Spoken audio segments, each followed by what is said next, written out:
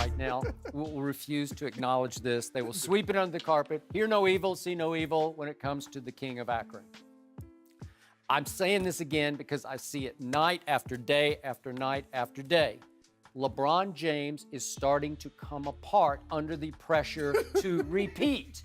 He is unraveling before your very eyes. How is he unraveling? Let me go down to, we don't have enough time to count all the ways, but I am seeing this man, who I've called the best role model in sports, turn into this thin-skinned, finger-pointing, teammate-blaming diva, this drama king, if you will, day after night after day.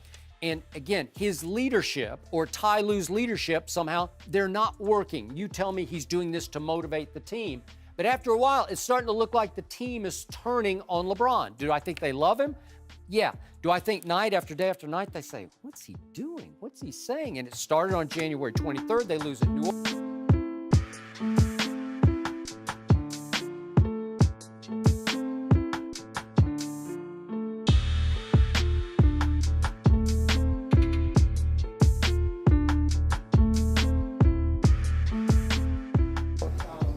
Everybody was talking about what happened and what went on, and we were talking about staying together. That's the most important thing. This group is a special group. Despite odds, we're a group that fights. We're kind of resilient. We look funny, but we get the job done. Nobody really expected us to be here, and we still got 2 games left. So we got 2 games left to compete and try to get a win and stretch the series out. So I don't think anybody in this locker room has it in them to really just give up.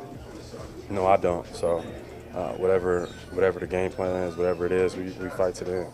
Jalen, Avery tonight was point blank when you said the performance.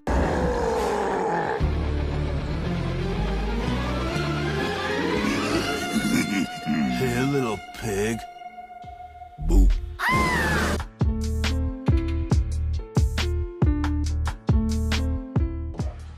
You looked at me crazy. I told you that. I believe we got another level as well. As well as we played tonight, there were still some things we could have did better. We had a few bad turnovers offensively that we could do better. We had a couple miscues defensively where we gave us some open looks. So we can just continue to we can get better, and that's a positive for our ball club. And it's no complacency with us right now. I mean, it shouldn't be. It's the postseason, but we like where we're headed, in the direction we're headed right now. David Brenneman, ESPN. LeBron, even before the series started, Brad Stevens said that he felt like the Cavs had a perfect roster. That was before you were up 28 in Game 1, before you were up 50 in Game 2. What do you feel about the roster composition and the pieces that you have and what you are potentially able to accomplish with them? Well, I mean, that's a huge compliment, but there's no such thing for us. We don't have a perfect roster. We don't have a perfect team, but we can make up for mistakes, and we can make up for maybe some deficiencies that we may have because we communicate, we fly around, and we sacrifice one another. So, that could put us as close to perfection as possible, which you can't ever get to. But, our communication level, our sacrifice, what we give to each other every night, kind of covers that. Kind of covers some of the faults that we may have, and with the faults that we do have, we try to get better and better at it. So we could be as great as we can be every single night.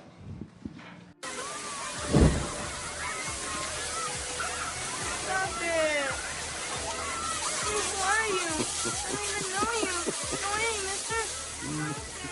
Are you okay? Yeah.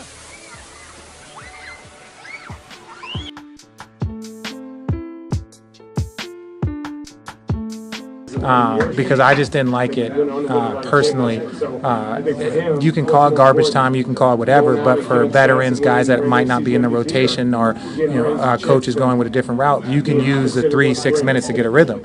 So in this situation where you're going to get 12 minutes, you know that Rozier is going to pick up Darren full court. You know that Jaylen Brown is going to push it and try and go get dunks. So we have to meet aggression with aggression, or else all of a sudden a 40-point lead goes to a 25-point lead, and you gave them some breath, you gave them them any type of no. It's just go. And there's normally rules to garbage time, but in these moments like this, it's aggression versus aggression. That is a good team in that other locker room, but how deflating do you think it was for them when you guys are playing such sticky defense, challenging every pass, every shot? Well, we've stood by this, and I've said it multiple times earlier, is that it's not about our opponent. It's not about our opponent. It's about us executing our game plan consistently. It's about us moving the ball, sharing the ball, playing for one another, and it doesn't matter who you put in front of us. We have to go out there and do our jobs, and if we do it well, we feel like more times than not we're going to win. And it's not about the streak. It's not about the Celtics. It's about making yourself the best team that you can be, getting ready for trying to win a championship. Kyle, a bunch of the veterans were out there. RJ playing so professionally. Are you guys at a point where you're challenging each other? Excellent veterans making each other better. Well, absolutely. We had a veteran ball club. We want, one of the oldest teams in the league, so we all push each other. We're here for one reason. When you sign up to be here, we're here to compete. We're here to sacrifice for one another. And if you're in garbage time or if you're in the crunch time, you need to be a professional. And RJ's done that. Champ has done that. Channing is doing that. You see guys playing one round that has a huge, a huge piece for one round, but then the next round, certain things change, and guys just continue to stay ready. Guys continue to stay professional, and it's great to be in the locker room like that.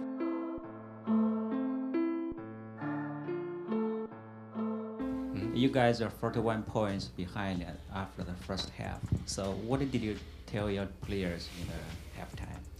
Yeah, I think anytime, no coach wants to be in that situation, obviously.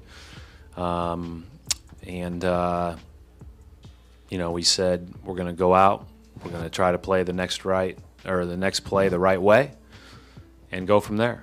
I don't know what else you say in that moment. The guys are really down. There's one thing to be down 18 or 20, but when you're down 41, that's quite a hill to climb. And so it was trying to just focus on the next possession, the next task at hand. Coach.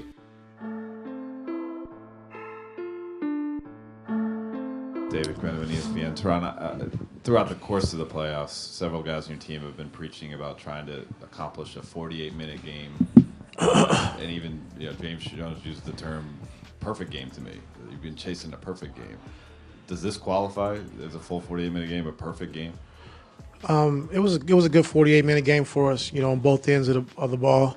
I thought defensively, again, we really set the tone to start the game, and that really opened up our offense for us. And, we played all the way through for 48 minutes, and that was a good game for us. And but you got to give credit to the team for starting that first half defensively was really what set everything up. Joe. JoeVardenCoon.com. Ty, after a night like tonight, I hate to ask about worry, but in a game that's so non-competitive so early, do you worry about your guys getting hurt? Do you worry about guys losing focus and just getting off course? When things are that lopsided. No, it's one game. I don't care if you win by 200 points. It's one game, and we know this team is, a very scrappy team. They play hard, they compete, and we made shots tonight, and we had a good, defensive effort. But, they're greatly coached. We know that, and you guys all know that. So, we're going back home. We're not going to get comfortable. We understand that this is a good team. They're not number one in the East for no reason. So, tonight was one of those nights, and. That's it. We won, but we got to move on. We got to get focused for Game 3.